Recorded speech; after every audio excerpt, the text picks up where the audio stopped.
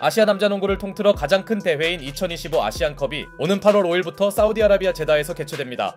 대한민국의 이번 대회 목표는 4강 진출 이상이긴 하나 개막전에 발표된 대회 파워 랭킹에서 8위에 그쳤을 만큼 아시아 농구의 상향 평준화와 어려운 조편성을 감안하면 이번 대회 성적에 대한 전망이 그리 밝진 않은데요.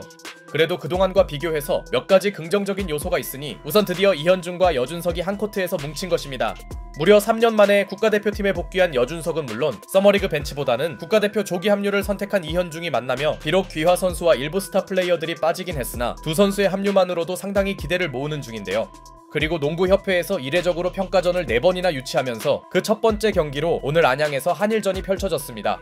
최근 네덜란드와의 평가전에서 1승 1패를 거둔 일본 대표팀은 카와무라 유키와 바바 유다이 등의 선수들은 서머리그로 불참했으나 그래도 확실한 주전 센터인 조시 호킨스는 현재 출전 중이며 다수의 혼혈 선수들이 포함된 일본은 당연히 쉽지 않은 상대였죠. 일단 관건은 이현중과 여준석이 어떤 모습을 보이냐였는데요. 시작부터 돌파를 시도한 이현중이 조시 호킨슨에게 블록을 당하며 일본의 중심이 호킨스님을 곧바로 느끼게 해줬으나 전혀 기죽지 않은 이현중은 첫 득점을 3점으로 메이드하더니 이번엔 이정현이 다소 죽은 볼을 3점으로 연결해줍니다. 반면 슈팅력이 있는 조시 호킨슨의 외곽 시도는 불발되었고 지난 평가전 때 얼어있던 여준석도 제이콥스를 가볍게 공략했죠. 일본 입장에선 최대 유망주인 제이콥스의 부진이 아쉬운 상황. 물론 일본 특유의 3점 농구가 곧바로 시작되나 했고 이 무렵 카네치카의 백투백 3점은 매우 인상적이었는데요. 인사이드 여준석 돌아 나옵니다.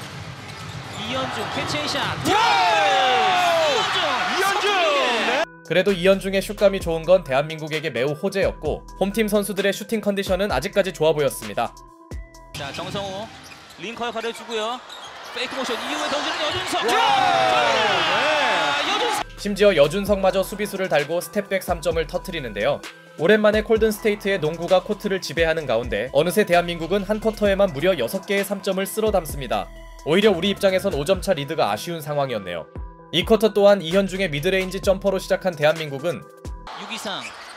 자, 던지는 페이크 모션 이후에 스텝백 던집니다. 유기상. 조시 호킨슨. 호킨슨의 수비를 무력화시킨 유기상의 스텝백 3점으로 달아나더니 이현중은 지난 고향에서 열린 국대 시절과는 적극성이 달라 보였죠. 그러나 끌려가던 일본은 조시 호킨슨을 공격에서 활용하기 시작했고 이원석과 호킨슨의 매치업은 예상대로 쉽지 않았는데요. 다행히 대한민국에는 슛감이 절정이던 이현중이 존재했고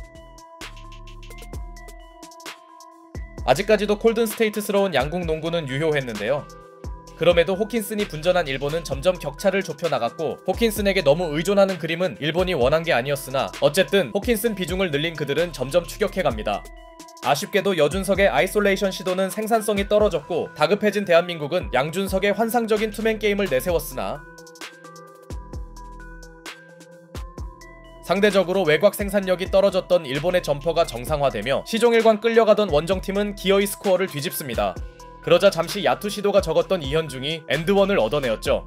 확실히 이현중의 클래스는 다르긴 다르네요.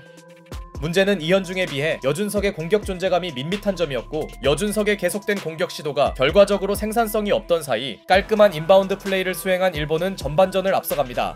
경기 분위기가 좋았던 것에 비해 홈팀의 전반 마무리는 엉망이었죠. 반대로 끌려가던 흐름을 뒤집은 일본의 저력은 놀라웠습니다.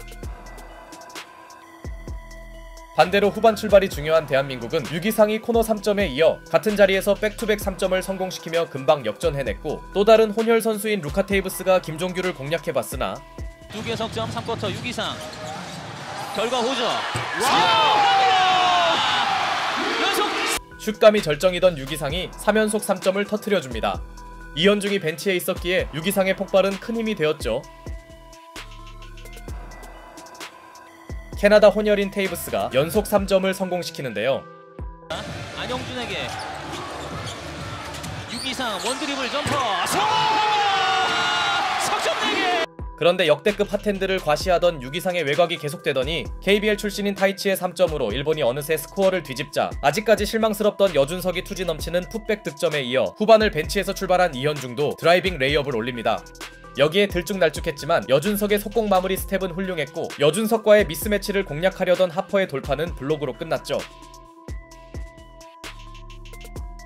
이후 자신감을 되찾은 여준석은 한 박자 빠른 아웃렛 패스를 시전하며 이정현의 유려한 트랜지션 마무리에 한몫 보태더니 쿼터 마지막 포제션을 역전 3점으로 메이드해줍니다. 팬들을 들었다 놓는 이런 모습이 바로 슈퍼스타의 덕목이겠죠. 파이널 쿼터에서도 6 이상의 슛감이 충격적이었던 가운데 시종일관 접전이었던 경기 양상은 점점 거칠어지는데요. 그러나 이현중이 이승현과의 핸드오프를 3점으로 마무리한 반면 일본의 만만치 않던 3점 생산력이 점점 떨어져가기 시작했고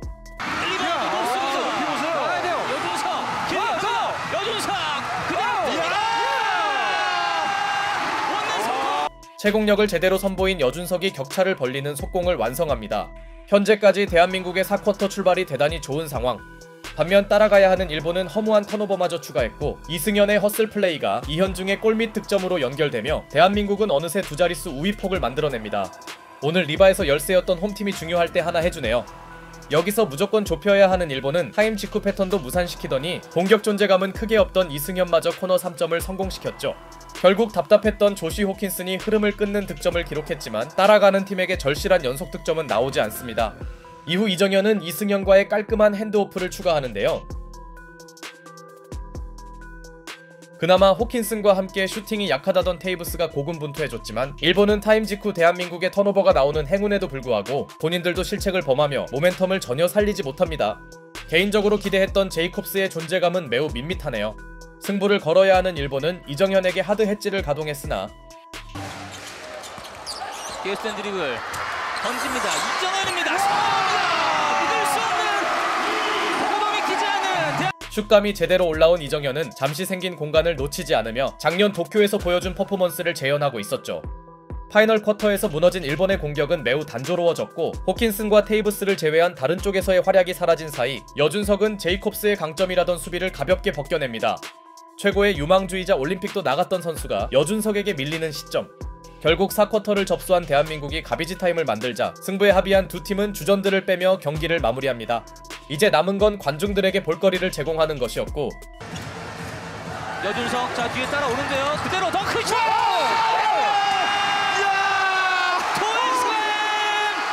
아직 코트에 남아있던 여준석이 화끈한 팬서비스에 성공합니다. 역시 여준석의 채공 능력은 정말 명불허전이네요. 그렇게 두 팀에게 남은 시간은 더 이상의 의미는 없었고 분명 접전이었던 경기는 결과적으로 홈팀의 압승으로 종료됩니다.